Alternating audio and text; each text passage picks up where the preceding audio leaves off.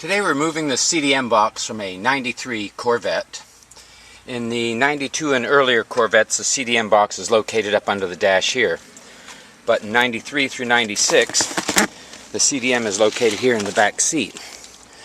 We're going to, here behind the back seat, we're going to open up the pocket. And at the bottom here, we're going to, at the front there's a little finger hole. We're going to pull up the insert here. And pull back the edges of the carpet inside the box here. Now we have our CDM is located right here, velcroed to the side of the car.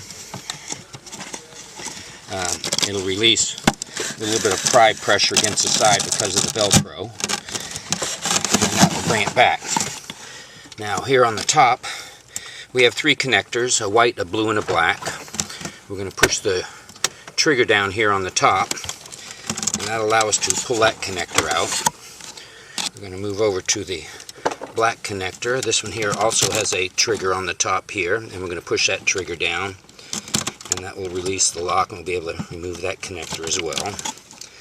And here, the last final connector, the third connector, the blue one, has a trigger on this side over here, and we're going to push that trigger down in and release it.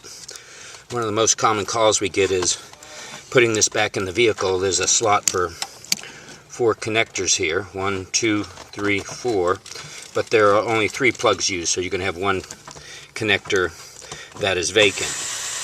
Now these connectors only go back in one way, so there's no sense of labeling them as to where they go.